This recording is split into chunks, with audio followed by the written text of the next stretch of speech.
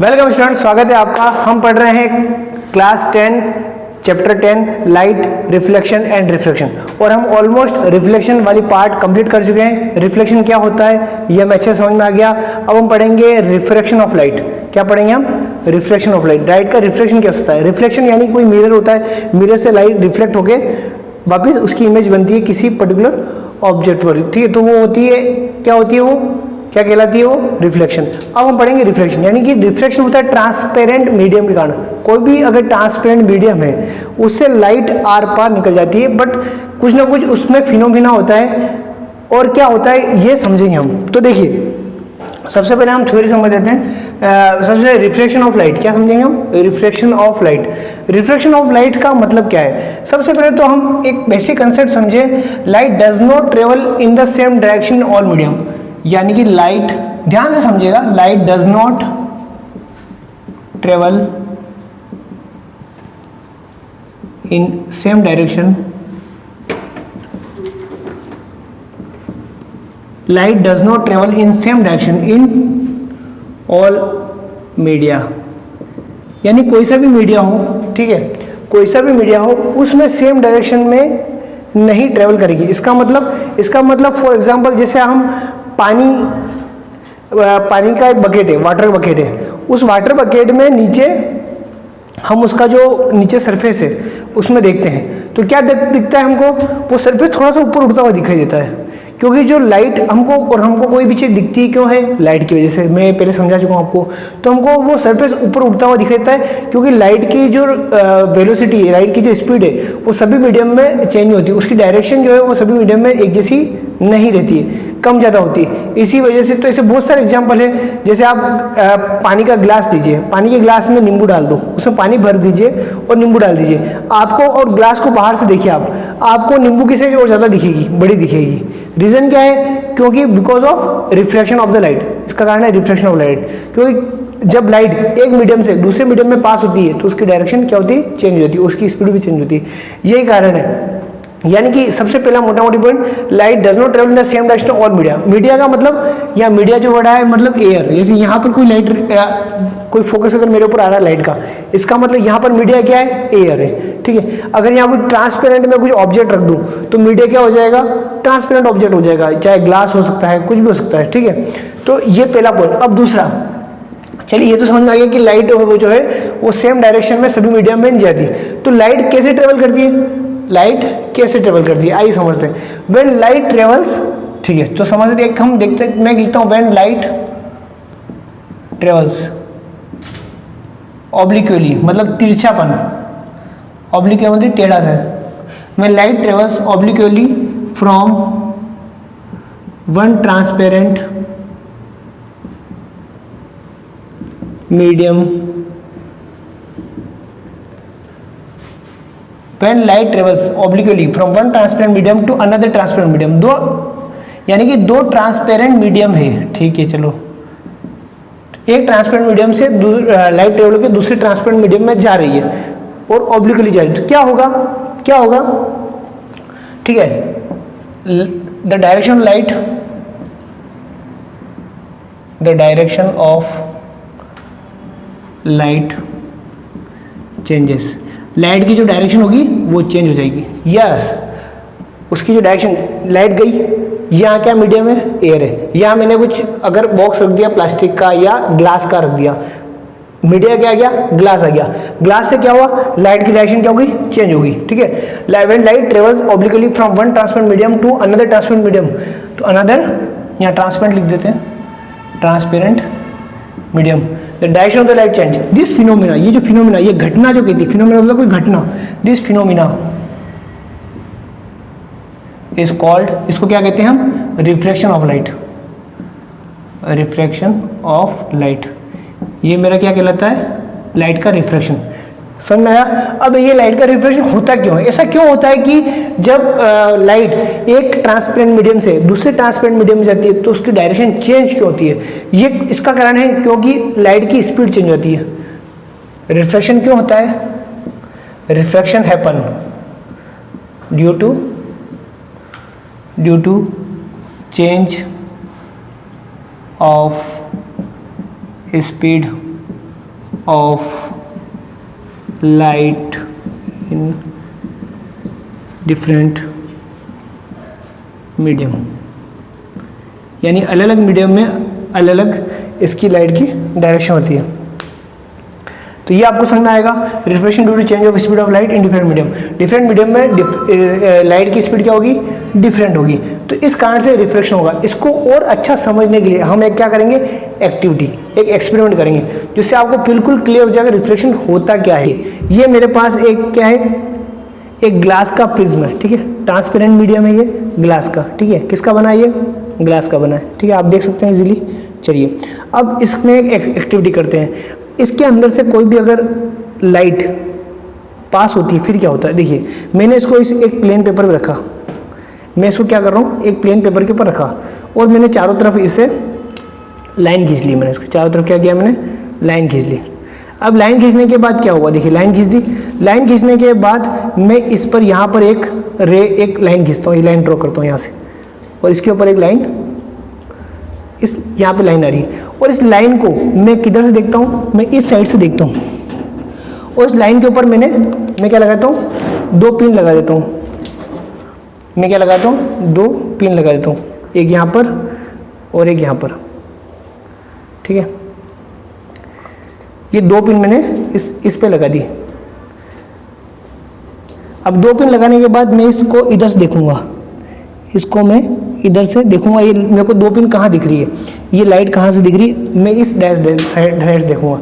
और जब मैं इस पे देखता हूँ, जब मैं इसको इधर से देखता हूँ तो ये मुझे इधर दिखती है, देखिए ये बिल्कुल, और वहाँ पर मैं ये दोनों पिन लगाता हूँ, वो जो दोनों पिन लगी हुई है उन दोनों पिन को फिर दूसरी 2 अलग 2 पिन को मैं इस डायरेक्शन में लगाता हूँ, और इन दोनों पिन को जब लगा दूंगा उसको मैं फिर वहाँ से एक लाइन ड्रॉ कर दूंगा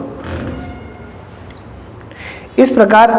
अब इस जब प्रिज्म को मैं हटाता हूँ, ये जो 2 पॉइंट आए हैं इन दोनों को मैंने मिला दिया, ठीक है, इन दोनों को मिला दिया, तो ये जो मेरी लाइट जो आई, ये कौन सी लाइन है, ये इंसिडेंट रे, ये जो लाइट कौन सी, ये जो लाइन आई थी इंसिडेंट रे, ठीक है, और ये जो हो गई, ये जो लाइन जो बनी है वो कौन सी बनी, रिफ्लेक्टेड रे, मतलब लाइन जो यहाँ हो गई फिर ऐसे चलेगी वापस ये इधर आ गई, तो ये वापस इसको बोलते हैं इमर्जेंट रे, ठीक है। और जब इस लाइन को मैं अगर कंटिन्यू एक्सटेंड करता रहूँ तो मुझे दिखेगा कि ये जो लाइन है और जो आफ्टर रिफ्लेक्शन होके ये जो लाइन बाद में आती है, ये दोनों क्या हो गई, पैरेलल हो जाती है, ठीक है। आइए इसको डिटेल में ब्लैक बोर्ड पे समझते हैं। हाँ तो स्टूडेंट्स, हमने क्या समझा, देखिए हमने ये समझा है कि मान लो सपोज हमने क्या रखा था, यहाँ पर एक प्रिज्म रखा था, इसको मैं थोड़ा और ब्रॉड वे में समझा देता हूँ आपको, अब क्लियर हो जाएगा, ठीक है। यहाँ प्रिज्म रखा था, कोई रे जो थी वो ऐसे आ रही थी, लाइट जो है या क्या लाइन ऐसे थी, ठीक है। और जब मैं यहाँ से देख रहा था, इसको इधर से डायरेक्शन देख रहा था, तो ये लाइन मुझे इधर कहीं दिख रही थी, ये लाइन मुझे ऐसे नज़र आ रही थी, ऐसे। तो मैंने क्या किया था, अब यहाँ 2 पिन लगा दी थी, मान लेता हूँ मैं ये मेरा प्रिज्म का पॉइंट है ABCD, ठीक है, और मेरे जो 2 पॉइंट है वो मेरे एक यहाँ पर E है, एक पॉइंट, और एक पॉइंट मेरा F है, ठीक है। और इनको देखे, दोनों पिन को जब मैं सेम लाइन में देखूंगा तो मुझे इधर लाइन दिखेगी, ये मेरा मान लो ये G पॉइंट है और ये H, ये मैंने पॉइंट लगा दिए, कौन से पिन, जहाँ पर मैंने पिन लगाई थी। अब हुआ क्या, देखिए जब प्रिज्म हटाया तो ये सेम डायरेक्शन मुझे दिखी, ये थोड़ा जब मैं इसको मिला दूँ, जब मैंने स्केल से इसको मिलाया तो मुझे ये ऐसे दिखी, ठीक है, मतलब थोड़ी सी ये बेंड हो गई, थोड़ी सी क्या हो गई, बेंड हो गई, ठीक है। तो अब ये बेंड हुई, वापस ये इधर हो गई इसको, और जब ये वाली लाइन है इसको जब मैंने वापस बढ़ाया इधर तक, इस लाइन को जब मैं इधर बढ़ा रहा हूँ आगे,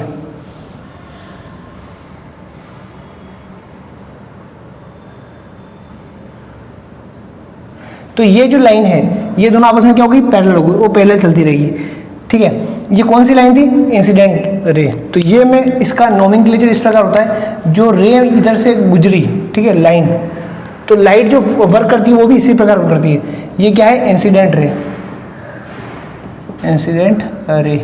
और ये कौन सी हो गई, ये that is reflected ray, reflected रे, और दैट इज, ये कौन सी होगी मेरी, ये इमर्जेंट रे। ठीक है, तो जब कोई भी, मैंने बताया जब लाइट एक मीडियम, यहाँ मीडियम क्या है, यहाँ मीडियम क्या है, एयर है, मीडियम क्या है यहाँ पर, एयर, और यहाँ मीडियम क्या आ गया, ग्लास आ गया, क्या है मीडियम, ग्लास। ठीक है, और वापस यहाँ पर क्या आ गया, एयर आ गई। तो लाइट जब एक मीडियम से दूसरे मीडियम में जाती है तो अपनी डायरेक्शन को चेंज करती है, ड्यू टू इस चेंज इज स्पीड, उसकी स्पीड चेंज हो जाती है। ठीक है, तो उससे उसकी डायरेक्शन चेंज हो गई, फिर वापस यहाँ पर ग्लास से वापस एयर में, यहाँ पर वापस मीडियम चेंज हुआ, यहाँ पर क्या हुआ, वापस मीडियम चेंज हुआ, और जब मीडियम चेंज होता है तो वापस वो वापस क्या होगा, वापस अपनी डायरेक्शन को चेंज करेगी। तो किस प्रकार और कितनी डायरेक्शन चेंज करती है, इसका कुछ वो लॉजिक है, और वो लॉ जो कहलाते हैं वो है लॉज ऑफ रिफ्लेक्शन। क्या कहलाता है वो, अब हम पढ़ेंगे लॉज ऑफ रिफ्लेक्शन। हमने पहले क्या पढ़ा था, लॉज ऑफ रिफ्लेक्शन पढ़ा था वहां पर पहले, अब यहाँ पढ़ेंगे लॉज ऑफ रिफ्रैक्शन। देखिए ये लाइट अगर यहाँ पर ट्रांसपेरेंट मीडियम में होता, कोई मिरर ऑब्जेक्ट होता, तो लाइट यहाँ से रिफ्लेक्ट हो जाती वो, ठीक है, पर चूंकि ये ट्रांसपेरेंट मीडियम में, तो ट्रांसपेरेंट मीडियम लाइट क्या होगी, ठीक है, अंदर जाएगी, तो उसको होते हैं रिफ्रैक्शन। चलिए यहाँ तक तो इसे कुछ लॉ होते हैं। लॉ का जो पहला नियम है, फर्स्ट लॉ क्या है, फर्स्ट लॉ ये है। अब फर्स्ट लॉ को समझने के लिए देखिए यहाँ पर कुछ हम बात करते हैं कुछ ज्योमेट्री की। देखिए ये जो नॉर्मल है, ये मेरा अगर यहाँ पे एक लाइन खींचूँ नॉर्मल, इसको क्या कहेंगे, नॉर्मल। ठीक है, इसको मैं, ये पॉइंट ओ हो गया मान लो, ये पॉइंट मेरा ओ डैश, ओ पे एन अगर नॉर्मल खींचूँ, ठीक है, ओ एन, और ये अगर एंगल है, ये वाला एंगल कौन सा, ये नॉर्मल से अगर इंसिडेंट जिस एंगल पे आए थे उसको एंगल ऑफ इंसिडेंट कहते हैं। ठीक है, और जिस एंगल पर रिफ्लेक्ट हो इसको एंगल ऑफ रिफ्रैक्शन, इसको मैं आर ले लूँ। ठीक है, वापिस एक नॉर्मल मैंने यहाँ बना दिया, कहाँ बना दिया, यहाँ बना दिया, पॉइंट ओ डैश पे मैंने एक नॉर्मल बना दिया। ठीक है, ये एन डैश हो गया मान लो, ये नॉर्मल बना दिया। तो यहाँ पर जो एंगल, अब यहाँ का जो, अब मैं अगर इसको आई वन दे दूँ, किसको दे रहा हूँ मैं, आई वन, इसको आई वन दे दूँ, इसको आर वन दे दूँ, आई वन और आर वन, ये मेरा एंगल हो गया, ये आई टू हो गया, और ये हो गया आर टू। ठीक है, तो आई वन और आर टू मतलब एंगल ऑफ इंसिडेंट और एंगल ऑफ रिफ्रैक्शन, इन दोनों में एक रिलेशनशिप होती है। और दूसरा जो इंसिडेंट रे, रिफ्लेक्टेड रे और नॉर्मल, ये क्या है हमारा, जो मेरा ग्रीन पेन से जो मैंने ड्रॉ किया वो क्या है, नॉर्मल। नॉर्मल जानते ही हम क्या होता है, ठीक है, is a perpendicular to the one medium. ठीक है, जिस मीडियम से आ रहा है उसका परपेंडिकुलर, उसके परपेंडिकुलर कोई खींचेंगे तो नॉर्मल होगा। तो पहला रूल ये है कि द इंसिडेंट रे और reflected ray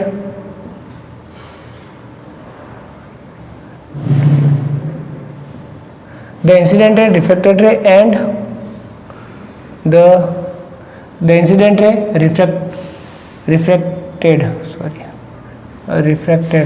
refracted ray and the normal। ठीक है, नॉर्मल कहाँ पे, एट द इंटरफेस। ये जो पॉइंट, ये जो ए बी क्या है, ए बी जो लाइन है वो इंटरफेस है। इंटरफेस क्यों बोलेंगे इसको, क्योंकि ये दो मीडियम, एयर और वाटर के मीडियम का बीच क्या है, चेंजेस है। ठीक है, तो the incident ray, reflected ray and the normal at the point of at interface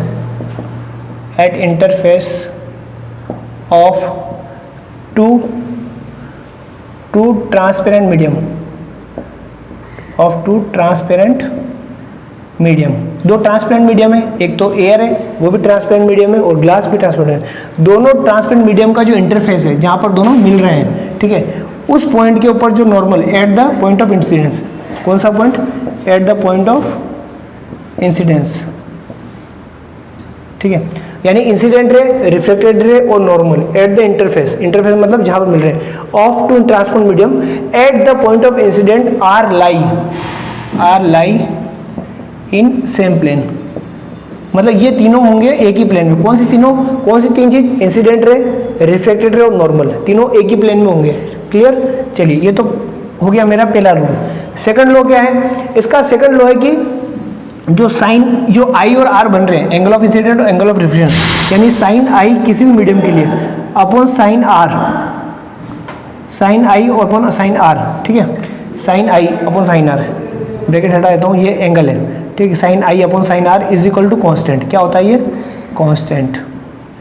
और इसको, इस कॉन्स्टेंट को क्या कहता हूँ मैं? Refractive index. क्या कहता हूँ मैं? Refractive index, refractive index. इसको वर्ड में भी लिख सकते हैं, जो यहाँ पे लिखी इसको हम क्या लिखेंगे? वर्ड में लिखेंगे, ठीक है। The sine of angle of incidence, यानी कि जो इंसिडेंस एंगल है, आई क्या है? एंगल ऑफ इंसिडेंस है, और आर एंगल ऑफ रिफ्लेक्शन। आई क्या है यहाँ पर? Angle of incidence, I1 incidence, क्योंकि वन मीडियम से टू मीडियम में, तो R1 हो गया एंगल ऑफ रिफ्लेक्शन, रिफ्रैक्शन। और यहाँ पर इस केस में, ठीक है, एंगल ऑफ इंसिडेंस I2 हो गया और एंगल ऑफ रिफ्लेक्शन R2 हो गया, ठीक है, क्योंकि यहाँ मीडियम वापस उल्टा हो रहा है, ग्लास से फिर एयर आ रहा है। चलिए उतना हम नहीं जाते हैं, यहाँ पे देखिए the sine of angle of incidence, sine of angle of incidence and the sine of, इसको लिख द रेशियो ऑफ, इसको ऐसे करते हैं, the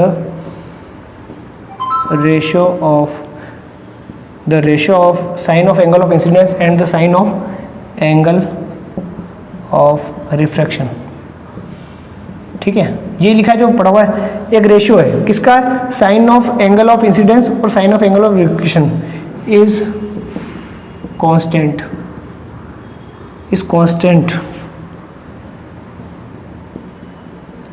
for any two medium, किसी भी दो मीडियम के लिए वो कांस्टेंट है। मतलब अगर मीडियम चेंज हो गया, यहाँ ग्लास से फिर कुछ अगर प्लास्टिक रख दिया या चेंज कर दिया मैंने सिस्टम, तो उसके लिए फिर अलग हो जाएगा। बाकी अगर एयर और ग्लास ही रखा हमेशा कहीं पर भी, तो कांस्टेंट रहेगा, ठीक है। और दिस कांस्टेंट, ये कांस्टेंट क्या कहलाता है? This constant is called refractive index. क्या कहलाता है ये? Refractive index of the medium with respect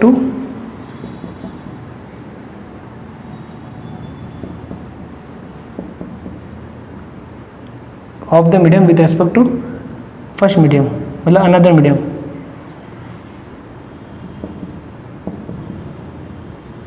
या with respect to medium from which रे इज इंसिडेंस, रे इज इंसिडेंस।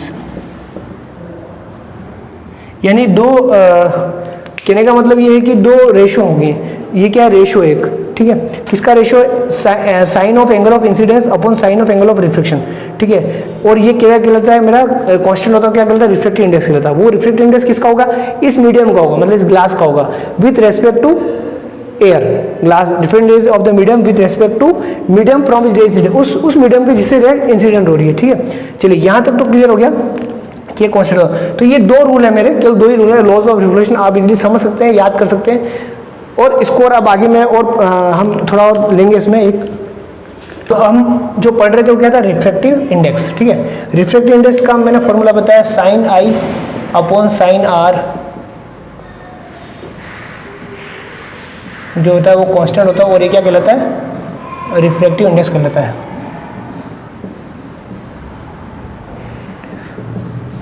इंडेक्स।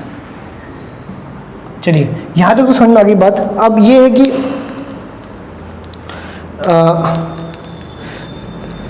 रिफ्रैक्टिव, ये जो रिफ्रैक्टिव इंडेक्स निकलेगा, तो रिफ्रैक्टिव इंडेक्स जैसे दो मीडियम है, एक मीडियम से इंसिडेंट रे, एक मीडियम में और दूसरे मीडियम में रिफ्लेक्शन रे, तो ये जो रिफ्रैक्टिव इंडेक्स होगा किसका होगा? Refractive index of second medium, ठीक है।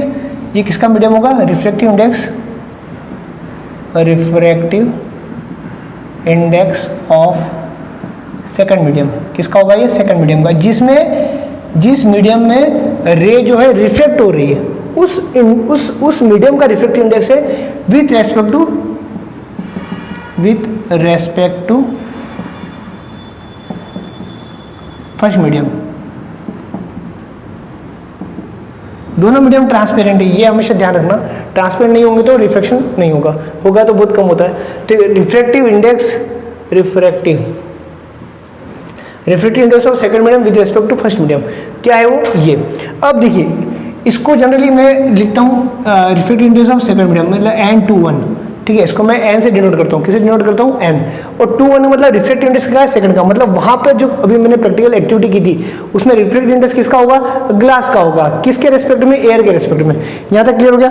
चलिए अब रिफ्रैक्टिव इंडेक्स किस पे डिपेंड करता है, मैंने कहा था कि स्पीड ऑफ लाइट पे डिपेंड करता है। किसी भी रिफ्लेक्शन जो फिनोमिना किस पे डिपेंड करता है, क्यों होता है, क्योंकि सभी मीडियम अलग मीडियम में स्पीड की लाइट अलग अलग होती है, ठीक है।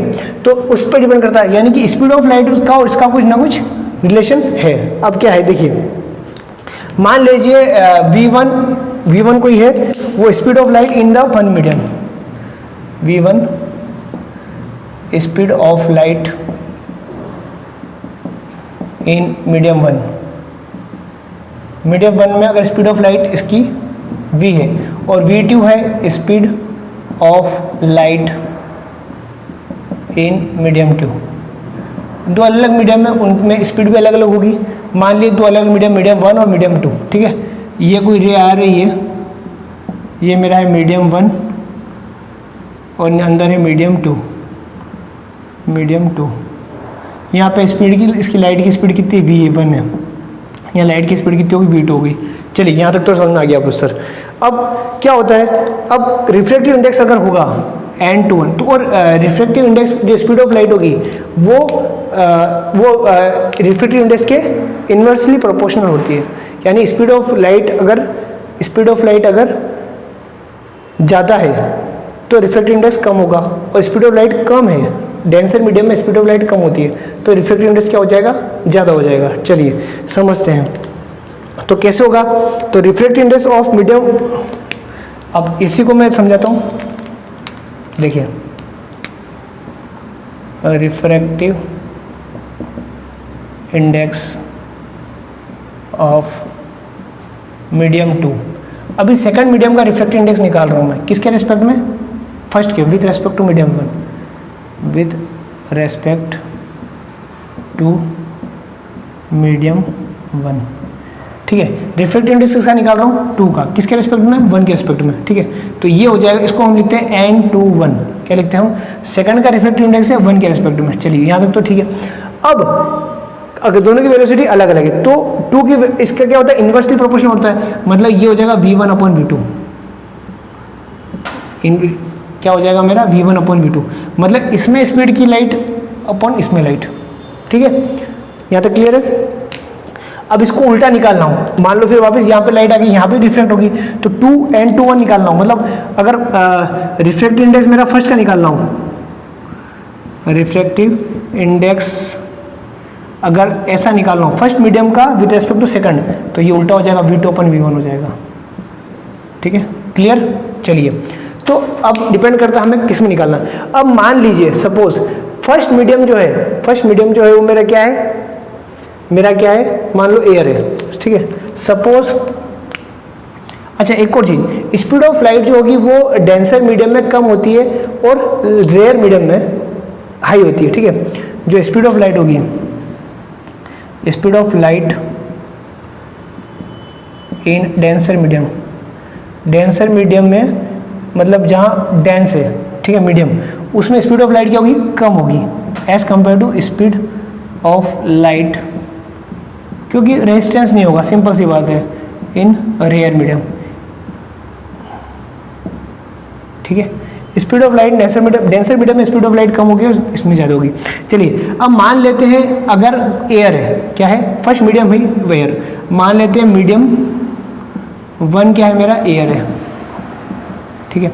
अब एयर और वैक्यूम, अब वैक्यूम की स्पीड ऑफ लाइट कितनी होती है, speed of light in vacuum, ये हम जानते हैं 3 × 10⁸ मीटर पर सेकंड, ये होती है वैक्यूम में। और एयर में कितनी होती है, एयर में speed of light in air, speed of light in air ठीक है। ये थोड़ी सी कम होती है इससे वैक्यूम से, ठीक है, लेस देन वैक्यूम, वैक्यूम से इसकी थोड़ी सी क्या होगी, कम होगी। अब मान लीजिए, मान लो फर्स्ट मीडियम जो है वो मेरा एयर है, फर्स्ट मीडियम है मतलब मेरा, तो पर्टिकुलरली वो क्या आएगा, एब्स्ट्रैक्ट रिफ्रैक्टिव इंडेक्स। उस रिफ्रैक्टिव इंडेक्स को क्या होगा, उस रिफ्रैक्टिव इंडेक्स को कहूँगा मैं एब्सोल्यूट रिफ्रैक्टिव इंडेक्स, ठीक है। तो मान लो suppose the medium one is air, ठीक है, मीडियम वन क्या होगा, एयर होगा। देन इफ लगा देते हैं, if the medium one is air, then तब क्या होगा, अगर वन मीडियम अगर मेरी एयर है, फर्स्ट मीडियम क्या है मेरा, एयर है, तो रिफ्रैक्टिव इंडेक्स क्या होगा, देन उस रिफ्रैक्टिव इंडेक्स को क्या होंगे, then refractive index of the medium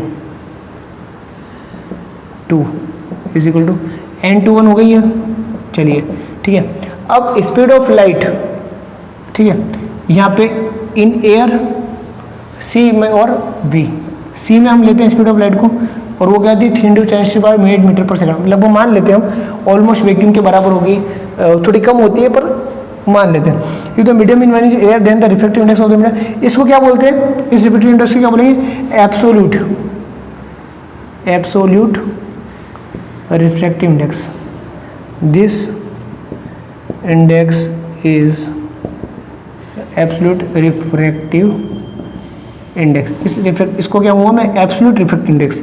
तो यहाँ पर एक नया वर्ड आया मेरा एब्सोल्यूट, जो नया मेरा बनेगा वो क्या बनेगा, एब्सोल्यूट रिफ्रैक्टिव इंडेक्स।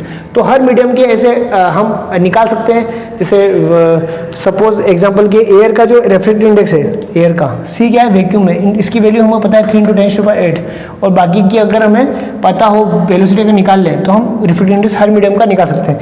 तो देखिए कुछ का मैं बता सकता हूँ, एयर का रिफ्रैक्टिव इंडेक्स क्या है, एयर रिफ्रैक्टिव इंडेक्स एयर में क्या होता है 1.003।